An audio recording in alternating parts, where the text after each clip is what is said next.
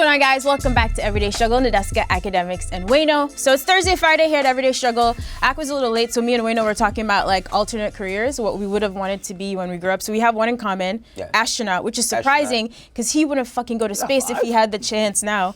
I would still go to space. Yo, being an astronaut is mad hard, yo. That's fine. But I wanted to be an astronaut when I was a kid. But you get to go to space, and also a doctor. What would you have wanted to be? I want to go to no space. I've been watching this movie, the series called The 100. You ever heard of it? Yeah. Actually, you watch it? I'm all the way caught up. I just finished it. Yo, you finished it? Yeah. Oh, it's so fire. I wanted to be an astronaut, and I wanted to be surprisingly a quantum physicist.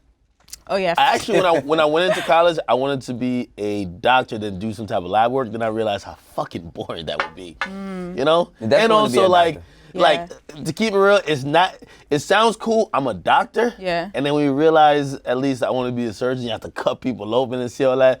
Yeah, I'm a little squeamish. I'm scared of needles. I'm good. I'm squeamish. Hell yeah. It depends on what kind of doctor, though. You don't have to be a surgeon. I thought about being, a geneticist? When I went to Hunter for a year, I took like a couple of those classes, which were amazing. Like learning the human genome, could solve some diseases and I ain't gonna lie, when I get older, I might try some shit. Because a couple years ago, I wanted to learn how to play the piano.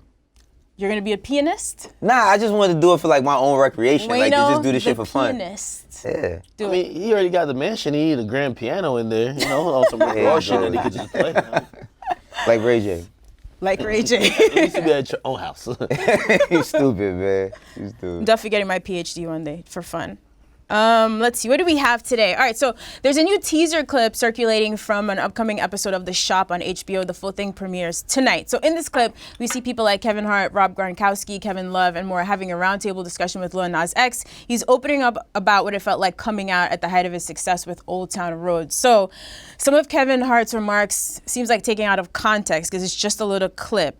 People are accusing him of being homophobic. Take a look. And with all that early success, you felt it was important to make an announcement recently. He said he was gay, so what? Yeah, what's the point? So why did he feel that was necessary? It's not about who cares. That's actually my question. Why do you feel it was necessary to come out and say that? It's not that like it's like being forced. It's just like knowing like growing up, like I'm grown up to hate this shit. I'm not supposed to ever like this. Hate what? Hate what? Homosexuality, gay people. Come on now. Why are you gonna? If you're really from the hood, you know it's not some. So it's like for me, the cool dude with the song on top of everything to say this, any other time, like I'm doing this for attention in my eyes.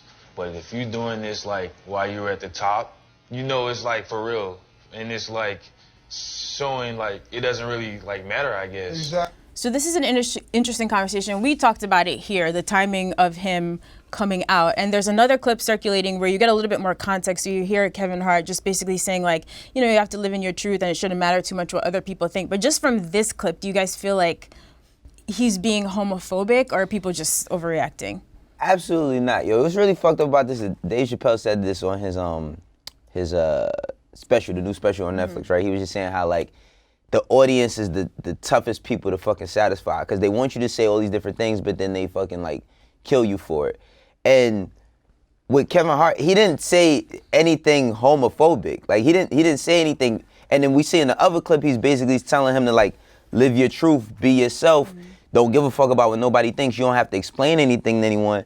And I'm just like, yo, damn, like what did he say to be on top of that? This nigga almost died like 2 days ago, right? Like in a really bad car accident.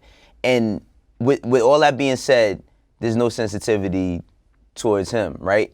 He didn't say anything wrong. He didn't disrespect. Also, when he says it, didn't you hear somebody else in the background say, so what? Right? They was like, so what that you came out? Like, so what? And I don't think that they was trying to minimize it. He was just saying like, you know, that's who you are, that's who you are. It don't matter what nobody else think. Right. You know? I think we live in a really sensitive world. Like, if that shit is homophobic, I thought like kind of homophobic, like either comments or somebody being homophobic was kind of like showing disapproval of or prejudice towards. Yeah, because you came out or because you're homosexual. It seems like he was just asking like, why did you think it was gonna be a big deal? You know, like clearly, and you heard Lil Nas X respond by saying, hey, if you come from a certain environment, right, you understand why it's a big deal, right? And I understand both, well, I understand more Lil Nas X point because before he came out, no one would have foresaw that even, I think think the culture's been pretty much accepting, right? You know, you're gonna have the few who aren't, but accepting of him coming out.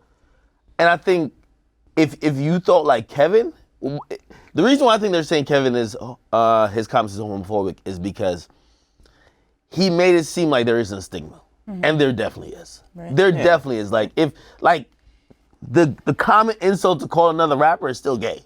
You know? Yeah. So because of that, there's a stigma if a rapper actually is homosexual and wants to come out. And, you know, he kind of was trying to like, at least in the clip, feel like he was belittling it. Right. And that could be out of ignorance. I don't think that's out of homophobia. Right. But and the thing was, it was just a clip. The reason why they put out these clips is that you can get ready to watch the whole show.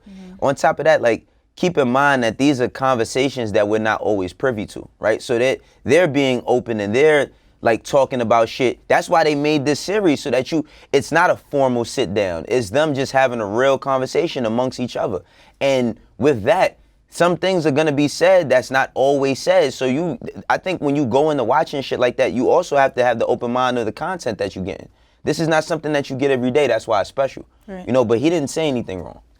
He actually, well, Lil Nas X said some really powerful things too. You know, like, I think I guess in explaining why at that moment he was like, yo, you know, I would be perceived as seeking attention if I did it any other time than when I'm already on top and got all the attention, right? So he's like, he didn't say he necessarily did it because for the cause, but he wanted to show people that, listen, I know there's this huge stigma around all that type of stuff, and it doesn't matter. I could be me, and I could still win. I think he did. I mean, it's a two-part would be like. You think he did it for attention? No. Because people are gonna still say he did it for attention, even when he says he didn't, right?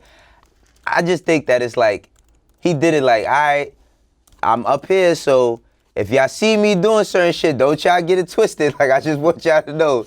You know what I mean? Like, because that's the thing. Is like, if he doesn't say it, and then you start seeing, if Lil Nas X doesn't say anything, and then one day you might see him and a guy, and they're a little too close, then it starts rumors and all that other shit, and he's just like, all right, I'm up here, let me just get this shit off my chest so that there's no confusion.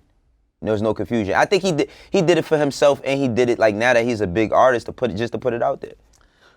I was, you know, like when he came out and we realized he used to run like a Nicki Minaj fan page. You already know what's up with that, but still, I think one of the big reasons I think he did do it though is like, sometimes you just gotta expose yourself before people expose you.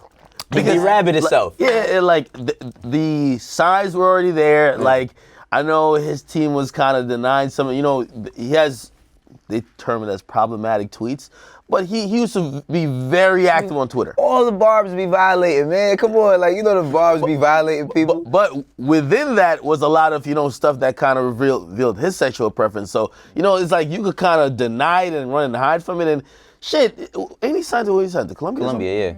I heard they were trying to like, they were down with keeping him straight. Or not keeping him straight, keeping the perception that he's straight. So it's his decision. Right? Like they were saying that he should date like Noah Cyrus or something like that, which interestingly enough, was the little Xan date Noah Cyrus and he claimed it was a fake relationship. So they were trying to give off the perception that it was.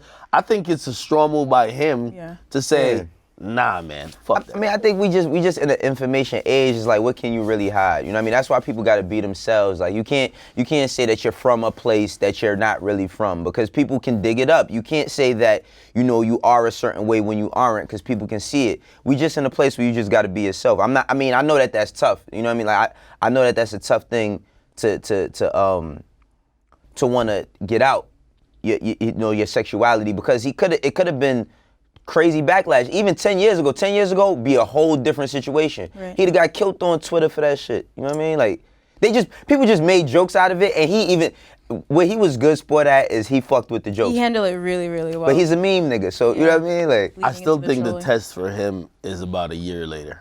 A year later, after, you know, Old Town Road is sizzling down. And a year later, when now they got to rock with You For You, it's you know, past that first big hit, and that new face, like whole little, who is this guy? It's like they got to start rocking with you as an artist and kind of go with the ups and downs of you having a career. I'm hoping that doesn't affect him at all. I mean, But it seems like that's he's what we doing a should good test. job so far. Like you said, he he's released, doing a good job. more music. He's not still writing off that one song, and we're seeing more and more of his personality. Did people always know that Elton John was gay? From the early in his career, I can't say. I'm not sure. I know I watched the Bohemian Rhapsody movie, and then it was like people didn't know, and then they found out, and it was like a big thing a long time ago. I just always wondered that, like, how was it back then? Because I mean, Elton John, of course, I know who he is. Wait, but Elton or Freddie Mercury? Freddie Mercury. I'm just asking about Elton John too. Oh, okay. By the way, he has a new song with XXXTentacion that's on X's album. It's pretty hot. Elton John? Yeah. No, Lil Nas X. Okay. Lil Nas. Yeah, a lot of people was upset about that one too. Oh, what?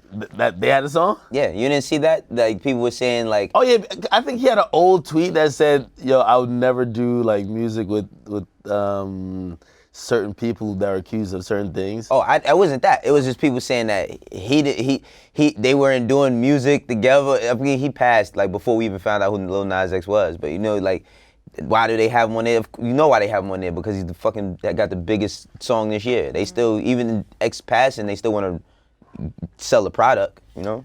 Yeah, I think that's definitely, you'd be an idiot to deny that's part of it. But I had a chance to sit down with X's mom, and she explained why, for that particular song, I listened to the whole album, why she put Lil Nas X on it, and she felt like the way he's handling his career and the music he's making is so kind of left that it matched and it paralleled what X was doing when he came in, was just trying to be all the way left on an artistic level. Yeah. So the song turned out good. Damn. But his fan, you can't please his fans. You know what I mean? Like, Yeah. 1976, Roger? You saying Elton John said he was bisexual in 1976. Okay. So it's been a while. All right, so the full episode of The Shop airs tonight, so everyone could stop killing Kevin Hart because people like to jump to conclusions. And while we're on the topic of public outrage, have you seen the Dave Chappelle special yet? No. Sticks and Stones? I watched it like 3 times. Yeah? Yeah. Okay, all right. Well, for Big Facts or BS, we wanted to do Nas saying no diss to the other greats, but bro is still the greatest today, and he's talking about Chappelle. Now, I guess, Ak, you can't all the way weigh in because you haven't seen this, but it's very controversial. People are like pissed about a lot of things that he said. They've been really outraged. They think he's stuck in the 80s. I saw some sort of headlines. Some people I know really, really like it. So, I don't know, do you still consider Chappelle to be the greatest currently?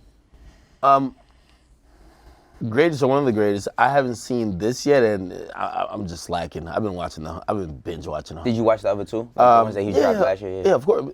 What I could say about Chappelle, like, and even hearing, I've heard a lot of reviews about it, read a lot of reviews about it. We live in such a just PC society that a lot of comics don't even go on tour to like colleges anymore. It's the most PC environment you could possibly go into. Like, your jokes can't offend anyone. And comedy, even though the intention is usually not to offend, it usually touches on a lot of things that are sensitive to people. And that's where you can find some humor in it. Comedy has changed along the way. If you go back to even, that's why I was having that conversation with Neil Brennan recently, where It's about X, right? Yeah. But he was defending the comic, and like, still going back to watching Chris Rock, because he used a Chris Rock reference. Yeah.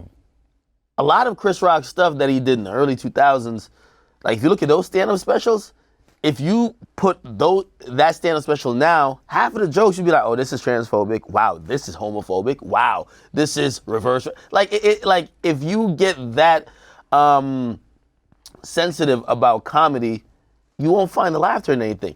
The reason why I think most people, and again, I haven't watched it yet, but just seeing the reviews and seeing even comics spoke about it, I heard Andrew Schultz give a take on it. Like, people are shocked that someone at the height that Dave Chappelle is would take those risks, that he could possibly be labeled as those things. And do I think he's transphobic or homophobic or any of the other phobics that they try to label him with? No, I think he's trying to make good comedy. And good comedy, like, if you look 10, 20 years ago, like, even still to this day, making jokes about, like, race, still, like, it still is pretty funny. Like, yo, black people do this, white people don't do it. Does it mean that person's a racist? Not necessarily.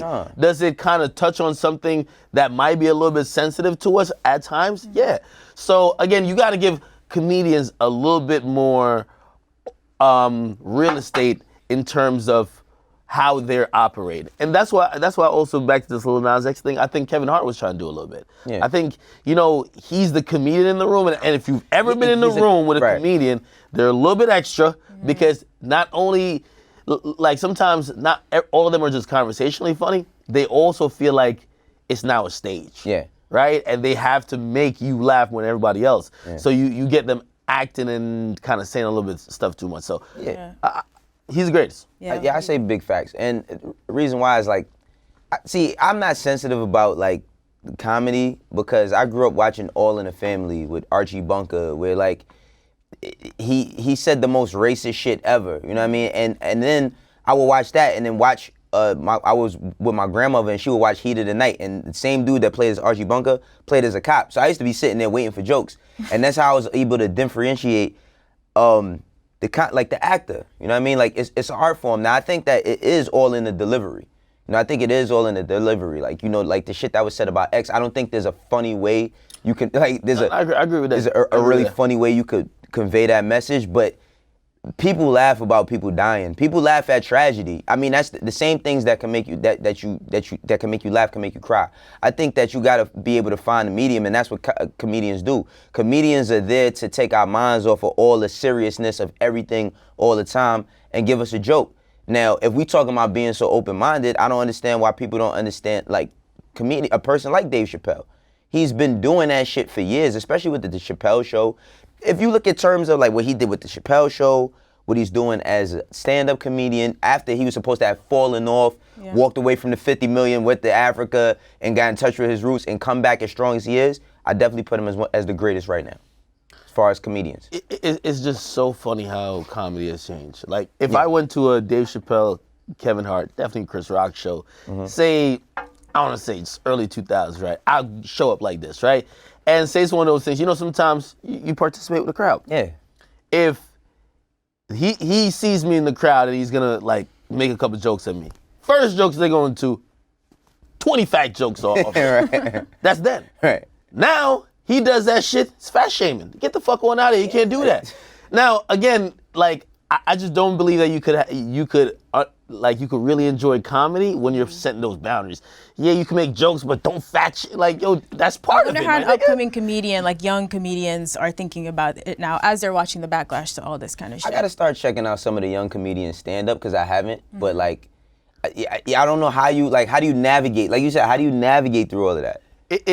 Well, most of the young comedians now, at least within the urban sphere, like, they're blowing up on Instagram, like Haha Davis, like DC Young Fly. So they're learning to stand up afterwards, right? Like, so their content, as I've seen, like, is a little bit different than like a Michael Blackson, who these niggas, they got bits they've had a bit for like 20 years, and they're like going to Caroline, this and third. So like their content's a little bit different. Also, they look at shit differently. Yeah, that's why I love Wildin' Out so much. Cause Wildin' Out, like you can't go on Wildin' Out and expect to not get joked on, yo. Like, and they do such a great job of it, but how do you get upset?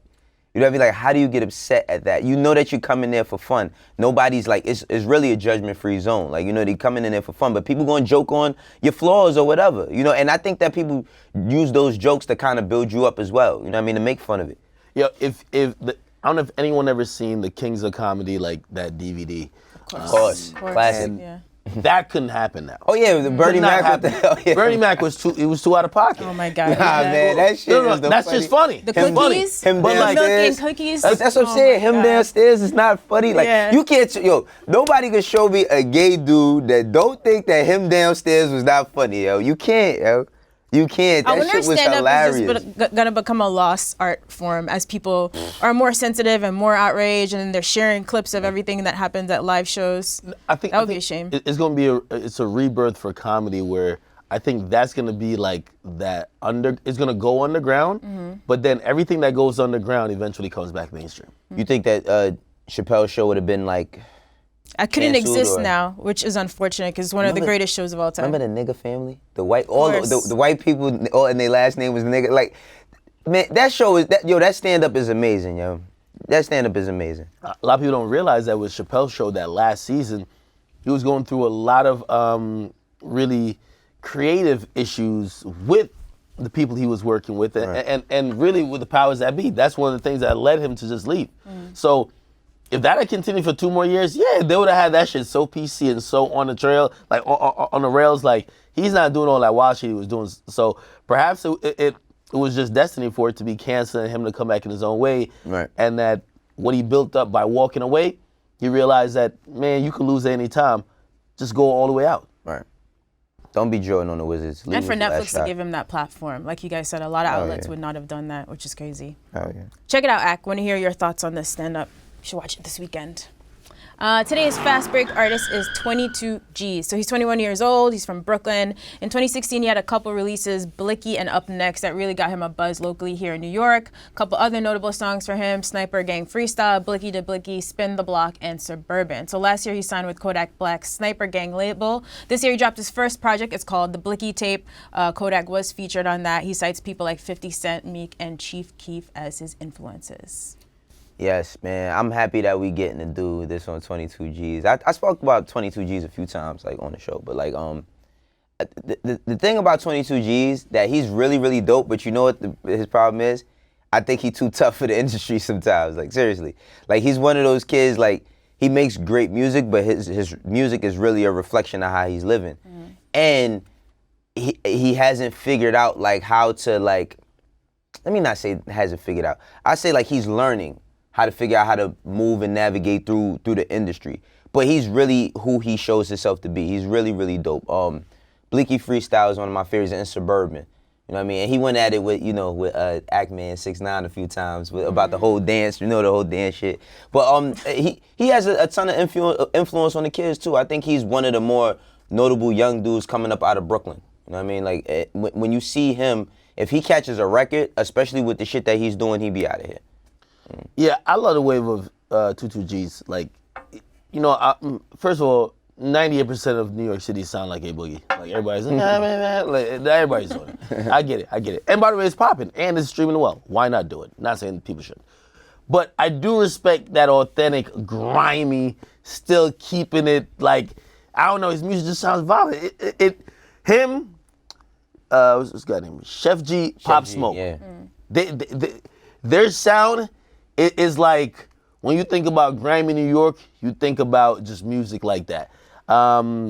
His Sniper Gang Freestyle for me, and there was another part of it. It was the one on World Star had like 2 parts. One part, I met him by the way in LA. Yeah. He said he couldn't clear the second part, but that shit was hard as hell. That's when I really first took notice to him. Because a lot of times you see people online, and I saw him, I didn't even know that until I met him, he gave me the breakdown. Because I don't be knowing nothing about no New York.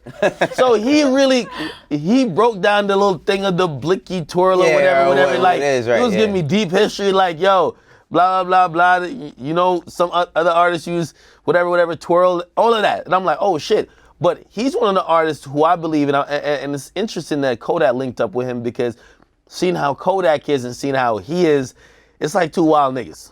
And I just don't know how that is one's like chilling right now. Huh? One's on ice right now. Yeah. and I do have to salute to, because when I met him, I also met out Orlando from Atlantic. Salute to Orlando. That's my because, brother right there. He's like, it looked like he's doing a good job of trying to manage both. Like, it's hard to deal with street niggas, man. It's hard. I don't know how, that's too much headache. Like, they're getting in problems. He blew up virally because like he had like, was it like beat a murder charge or something like an attempted murder charge? It was something crazy like that. And I saw him all along until I started seeing the music. The music seems raw. Of course, the visuals are very graphic, mad violent, but I see a raw talent there that's literally, like, I don't want to compare it to anything. Like the closest thing I could would be like Chicago, but I don't want to compare it to that. It's like, the visuals and the music I'm hearing sounds like someone rapping the shit that's going on in their regular life. And it's scary because when you're hearing the shit, it's a little bit too close to, like, you're straddling the line of, like you're supposed to be a rapper now. It's like you're still a street nigga. Right. Artists imitating life too closely? Yeah, but you know what though? Like historically in hip hop, that's the most raw and authentic shit Absolutely. that does pop off. I mean, authenticity is the key. Like, authenticity in hip hop is where hip hop is. You know, like when things started changing, and hip hop will always have gimmicks. There'll always be somebody who says who they are that they're not. But authenticity, we can always appreciate that. Why do we watch these fucking crime drama documentaries, right? Because we want to see how much money El Chapo was making. Oh, he was getting people murdered. All that different shit because it's entertainment, end of the day. Sometimes it's just, when you putting it with a song, it's just a little bit confusing. But you got some really great points about 22G's. Yeah, Go ahead. I think really it's, he just needs his welcome to the party. Like that record. Yeah. Like he gets that record where people could pay a little bit more attention to him because, of course the Sniper Gang Association is really good and like he got some joints that if you're tuned in, I told y'all what made me tune in, that freestyle. You'll be enjoying it, but I think it'll bring him to a different level and also kind of attract a little bit more different audiences if he get that record that kind of bubbles out of what I put him in New York drill. I call it New York drill. And I don't want to term something because sometimes I'll say something enough that people just like, yo, you the one that started it. Yeah, niggas be like, yo, you the one who called a Chirac. I'm like, nigga, I didn't start that. Like, I saw it online and I repeated it. So I'm just saying there's a wave of New York hardcore music. Absolutely. Say that. I mean, it's always been there. He's part of it. He's part of it. And he's part of it. And I think one record that bubbles out of that, he's out of here. Okay. He used to dance on the train too. I just found that out. Oh, really? Yeah, I seen a video. He used to do the blicky twirl on the train? He used to do this. Showtime, ladies and gentlemen. You ain't never been on the train in Showtime. No, it still happens. I get so tight. One day I'm waiting for someone to kick me in the face. Nah, they never will. You make some good. Hold on. I'm from Jersey. I don't Stop know. it. You've never witnessed this before? You never seen Showtime on the train? When the kids If get on the train, I'm well, on he didn't any break public dance. transportation and niggas start acting too much, I'm ready to call No, the cops. you've never- We ain't about to have no that's terrorist crazy. situation. Nigga, I'm That's sorry, bro. Like, when crazy. I'm on a plane, niggas can't even move. Really, Ak? I've never seen niggas start How the acting fuck you gonna call the cops on the train? Ain't no service. Nigga. Gotta push the help Wait, button. hold on. No. When What I'm you on a calling the plane, cops for niggas Hold on. dancing trying to make money? You gonna call cops on niggas for that? I don't want. That's what I'm saying. Explain to me what's going on. If I'm on the plane, no niggas acting up. I don't want no niggas this is shouting. a part of Oh, living man. in New York. I'll choke a They nigga out say on the a plane. part of being- Showtime, no, they you're turn not on gonna the choke music nobody. You and gonna start call the doing police. You flips. said it. Where? It's like On the gymnastics plane? on the train. Nah, they not about to play me. I go get up on the plane, but I'm who's going the to- U.S. Marshal on here? Facts. U.S. Marshal, This nigga- get this nigga. He's sweating. This nigga's telling. Yo, side note, vocabulary word for you guys. Did you know? Wayne knows the nigga so tough. He see the nigga taking over plane, be like, man, I ain't snitching on nobody, man. Fuck that, man. Fuck. All right, man. Yeah, all right. That's good. Public transportation, everybody remain calm. Act up when you're on the street. I didn't realize how Jersey you are. That's like a normal thing in New York. Ain't Wait, Jersey. so this So is listen, called- because Jersey niggas gonna be hot when they hear this. No. What? Just put me on game. So this is called Showtime. What is this? So listen, when Showtime goes on the train, it's just like kids. Like it might be like 5 or 6 kids. They come on the train. They take their hats out and they break dance. They break dance. Oh. They fucking do This some hip-hop backflips. shit. Yo, it's Yeah, like they do gymnastics. backflips on They the- be like climbing on the poles. No, they they're talented spinning. as shit, spinning all types of But crazy it's like a shit. little nerve wracking because I'm over it's here on the thinking kind of it's train. hijacking and shit No, like that. man. Bro, we live in New York. You know the vibes. No. Okay, No, okay. I ain't gonna front though. Sometimes after a long day of work, like I ain't rode the train in years, but after a long day of work, Nah, I be- when you just trying to get home, Very irritated that sometimes. shit, you'll be hot. Like, you'll be You hot. tip him? So like they No, I digital have. performance. Hell Yeah. Yo, one time I had tried to get some people to do a doc because I feel like them kids deserve it. There should be some sort of documentary on something like Aren't a that. couple of those dudes popping on Instagram? Like I see I don't some know. of them from time to time. Like, But shout out to everybody who do shit. There's now. one guy who's Hit playing the the guitar. whiz. I feel like he had some pretty viral moments. But anyway, this is called busking. As a New Yorker, and I've quizzed a lot of New Yorkers because we grew up with this shit. It's normal. No one has ever heard this term before. I've never heard bus gang before in my No, life. busking. Busking. I never heard that shit Any ever New in Yorkers, life. let me know if you've heard this term. I swear only people outside of this city know this word, but we Yeah, grew up with this shit. It's wild. There ain't no fuck. It's Showtime. That's It's fucking showtime. Ak, you gotta experience this at least one time. At least once. Yo, you never seen Showtime on the train? I'm gonna take the train like how Hove took it to Brooklyn. Where you taking it to? I don't know. Somebody just showed me the J train recently, so I'm gonna take the J train. Roger said my we should bring God. Showtime to the Everyday Struggle Awards. Maybe we should. They're the only See, people we Roger- can get to Roger perform cool. without Is it a having to Group clear. or that's No, just it's It's random. just different people, different it's- guys. But that's just once they say Showtime, you already know what it's about so to be. they Yeah. shout Showtime. Yeah, Showtime. Showtime. Showtime, ladies and It's gentlemen. like Swiss Beats. Yeah, kind of. No, they don't say it like that. They don't say Showtime, and they be like, Showtime, ladies and gentlemen, Showtime. If you could be so kind to donate, that's fine. If you don't, we're gonna give you a show, and then they start dancing and shit. Oh, that's cool. I You was the one you wanted to call fucking cops. Nigga, I'm thinking it's some terrorist shit, nigga. Stop Nigga, I'm saying telling that. you. Stop it. All right, let's move on. Yo, all right, so today's On the Clock candidate is actually a friend of the show, BlocBoy JB. So obviously in 2017, he had some viral success with the Shoot song and dance. In 2018, he had another song called Rover, which Drake really liked, so that turned into them collaborating on Look Alive. Obviously his biggest hit to date, peaked at number 5 on the Billboard 200. Last spring, he dropped a project called Simi. He was featured on the XXL freshman list. Then he dropped another tape that fall, and this past June, was like 2 months ago, released his debut album, I Am Me. Do you guys feel like BlocBoy JB has good momentum, or would you put him on the clock? I think he's 2 stops from being on the clock. And, you know, he did drop a new project, so, and I did check it out, and I want to be, like, just completely dismissive of the project.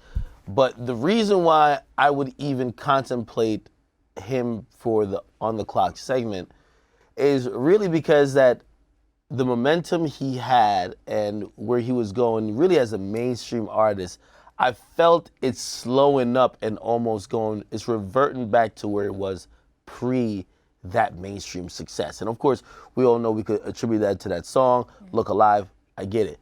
But I felt like he made a few strides, you know, he had the song 21 or the remix with 21, and I don't feel that that visibility has continued.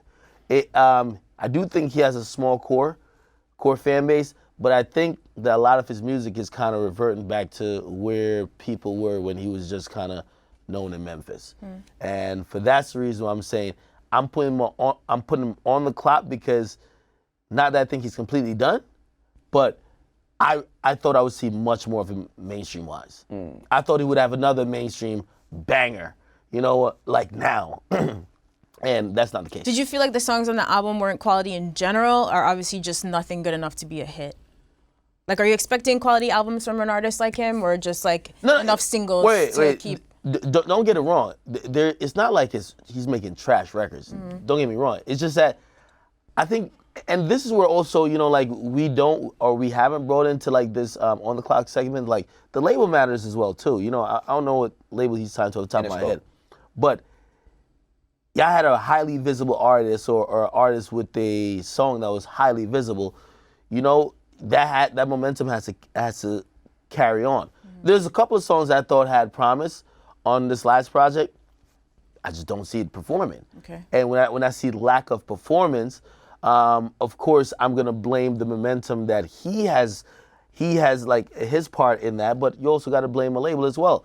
Like, I just don't see some of the records working. Okay. Well, I mean, that's the gift and the curse of having a Drake feature, right? Like, I think that the first time like everybody heard him, for real, well, he was bubbling in Memphis, but the first time everybody heard him was on Look Alive, right? And the thing is like, when you don't get right back up to where you was at, it looks like a failure, right? But he had Drake on the record. Now, people probably had expectations for him after that, and I think that some of them expectations are kind of unfair because he just caught one, right? Like, he caught one with Drake. Now, I went to Memphis to Gotti's birthday bash like 2 months ago, and I seen him, like, you know, perform in front of 30K. People still love him down there, like, they fucking with him. But I do feel what Ak is saying, like, where it's not, some of the music that he's putting out is just not cutting through, like the Look Alive or the Rover. Because he got 2, like, I ain't gonna front, not even 2. Going down there and seeing him perform other songs, he got a few bangers, but it's just not translating everywhere else. I'm gonna hold him off the clock for a minute. I'm gonna give him a chance. Let's give him. I'm gonna give him to the end of the year to show and prove on a few things, but he's close. You know, he's definitely close. Listen, I fuck with BlocBoy JB mostly for, you know, like, I think he, you know, for somebody who's a street nigga, like, he don't come in with the tough guy persona. He's not the guy who's like, I'm gonna intimidate anybody. Like, I'm gonna let y'all know I'm tough. He's a guy having fun. He's dancing all the time. Like, we had him up here. He's a great guy. So, like, I look at that and shit, I want him to win. But on a mainstream level, as this is really competitive, you know, as I said, I think he's 2 more stops. So really, I want him to get a solid Billboard record. Okay. Doesn't mean he has to have a big feature. Doesn't have to be like a top 20 song like his song was with Drake. You get a song that's that like top 50, it hangs on the chart. It shows that, hey, listen, I'm still creating these records and they're still working. You're good still. Okay. But maybe we have to wait for this album to be fully worked and play out. Yeah, it's super, super recent. Just came out in June. Go check that out. All right, let's get into a fan question before we go. The DJs used to play a major role for an artist back in the day, and now it feels like they don't. Why do you think that is? And is DJing an underappreciated art form? I just got to factor it to like, well, I say specifically in New York. Well, not even specifically in New York.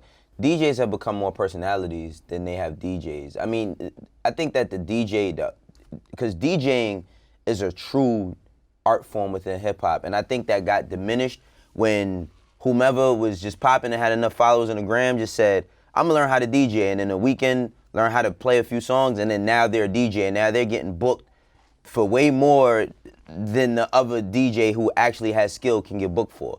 Also, DJs used to break artists, you know what I mean? They used to break records.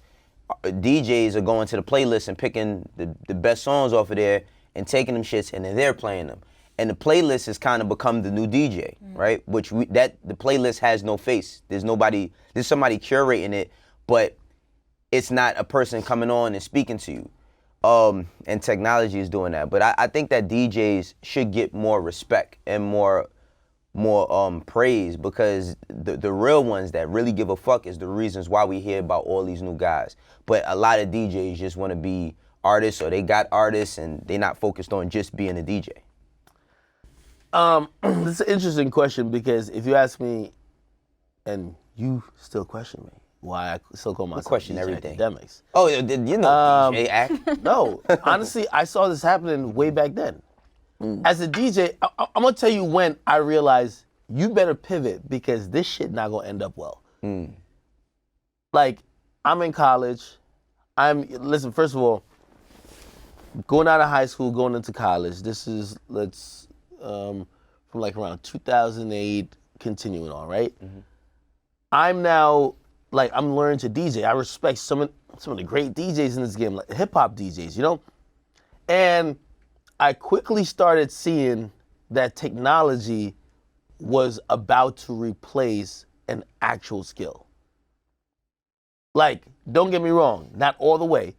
There's still a place for a Funkmaster Flex, Clue, but literally the function of a DJ, if you look at, a lot of people use, Serato is an industry standard, but there's other DJ programs that people use.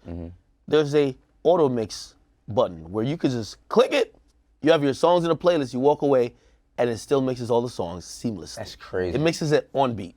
I kid you not. Wow. Any DJ will tell you that. I instantly said, the fuck am I here for?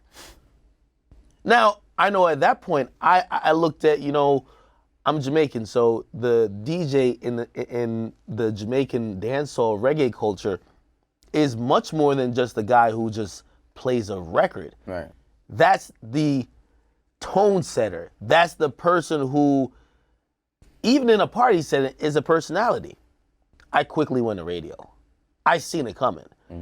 But remove that aside. I looked at tapes. I saw people growing weary of, y'all want to hear this DJ shouting all over your records, Meek Mill. Meek Mill dropped the DJ version, then the non-DJ version. Okay, so people are asking for the DJ not to be on it, you know? And even shit, some people love the, like, DJ drama, Lil Wayne. Some people like, why the DJ screaming all over the shit? The functionality of what historically the DJ was pretty much the platform to break artists. Absolutely. That platform got taken really quickly and got moved to streaming services, playlists, just like you said. So it's been happening where the DJ has to find themselves in a culture. And now, and shit, I ain't gonna lie, for me, I realized if you ain't a personality where people could value your opinion, your you as a personality, and your mixes, you won't be a factor. So you do see a lot of DJs becoming personalities. Yeah. Right? You rarely see any DJ that's just good at mixing or whatever. Like, DJ battles, that's just kind of like salute to Red Bull. They still do it. Salute to there was a show that they Remy recently producers do the DJ. Yeah. A-Track still does a dope one. A-Track, what is it called? The Goldie Awards, the yeah. Goldie Awards. But then you start realizing a lot of those are associated with older records. You know, like, oh shit, we're gonna do a DJ battle, and it's like bringing back older records, like with newer and contemporary music. And also, this is where the streaming service started really getting into it. With that piff, usually kind of like, all right, it's a DJ hosted mixtape. You don't want that on iTunes. Definitely don't want that on Spotify. So it's been this place of limbo. Where the fuck does the DJ exist within the culture? Where historically, we could probably argue that at a point, the DJ was more important than the MC. Absolutely. I mean, the DJ is the person that gets the party going. The DJ is the person that sets the tone for everything. Then you look at what the nightclub is these days, and honestly, is it DJs breaking records or just playing what's hot? Yeah, they just playing what's hot. I mean, some legacy DJs, like I was just talking to Green Lantern about this, like now he's on tour with, I think it's like Nas and Mary J. Blige. So he's DJ'd, but also doing like musical director stuff, like helping craft like the set list, I guess you would call it, like stuff like that. So I wonder if younger DJs are gonna morph into those roles, because you know people like Future, like they have their house DJs. So it's just hard for like younger I just wish like younger people in hip hop culture would just get more opportunity sometimes. You know, like and I'm not knocking or speaking specifically to one or two people or a radio station or nothing. I just feel like, you know, if one person, right, like in hip hop, there's no retirement plan, right? So you just keep doing it and going and going and going and forever. But if we don't give like the next up and coming guy or girl their shot, then what was it to get your shot when you were young? Like if you're just sitting there for 25 years, you're gonna sit there until you go. Like that's what I'm not seeing happen. Is like I don't see too many people pivoting and putting younger people on. And I feel like, all right, for all the young music, like how Axe said, are they breaking music? Or are they playing what's hot? How can we break specifically in New York? How can we break what's the newest artist coming out if the DJ isn't in touch with the younger crowd? You know, until the record blows up, and then that's why the artists have a distaste for the DJs here, because they're like, man, you wasn't fucking with me till my shit got on. If you really like a record or you got a young DJ that's fucking with it, bring them on the set, bring them on the show, let them do their thing. It's only gonna help you to help somebody else. You know. So. Yeah. And I look at even that, like a contemporary example of like DJ Esco and Future. Even 2 Chainz, when 2 Chainz came to Everyday Struggle, and also he tells the story all the time. You know, like it was a DJ kind of bringing his records to the strip clubs. You know, kind of like getting his songs broken in Atlanta, where he began to have a career, and those artists linked with that DJ, and that DJ almost became a brand. Like Esco isn't like a personality, but he's a brand. Yeah, DJ right? Drama's a brand. It's a brand. And because of those things, I think what we associated with DJing still exists there. You know, of course, people have taken it to different heights where, shit, a DJ these days is like Khaled too. You know, like, and of course, by the way, Khaled is nice as a DJ too. Well, that's why I gotta clarify. All right. Khaled's nasty on the wheels. All right. Nasty. I don't ever want to make anyone feel like I'm belittling him. But with Khaled, how he's perceived now, he's like the guy who's bringing. He's almost like a super A&R executive producer, right? And that's just an evolution. If you've seen a lot of Khaled shows, Absolutely. right? Khaled, maybe, I don't know about within the last year, but I know up to like 2 years ago, Khaled is mixing literally, and then he gets on the stage, he's doing whatever, doing all the Khaled shit, he's having somebody else play the records, hyping the crowd up, but he's still keeping a core essential of what DJing is mixing. He's still doing that. Right. Again, I think those are a couple of examples of how, you know, in certain ways people are still preserving DJing. But I do believe these days for a young upcoming DJ, you have to realize what's changing about the art form. Right. And realize how technology is Adapt. If you don't adapt, you gotta adapt. A dinosaur. Become a dinosaur. Thank you for that. Thank you for that question. That was a great question. That's it for our show today. What are you guys up to this weekend? I'm excited for this Earth Gang album. Man, what the hell am I doing coming out this weekend. Working. I'm going to LA. Got some meetings? You know? Yeah, they got me in coach, but I looked at my seat. This is the back of the plane. Rosa Parks. Ain't gonna lie to y'all. Nah, I ain't doing shit. I'ma just be working. Wait, none of y'all traveling? This is Nah, the I'm not first. traveling. I haven't traveled in a minute. Bruh. Oh man. I'm traveling next week. I gotta go to LA next week. I'm only there for like 2 days though. Like a LA trip for 2 days. I'm back by Saturday. Yeah. So That's the one you need, you know. Hope you have a good trip. Yeah. Stuck What in are you coach. doing? I'm Hope you chilling. stay dangerous. I'm chilling. Stay dangerous out there. who I gotta check in with out there, man? We don't know all the. Who are you checking I with? don't know how check in. I don't know. Guys, Don't do that. I hope you have a great weekend. We're going to see you here next week on Everyday Struggle. And after that, we're on break for 2 weeks. Have a great weekend. Hey.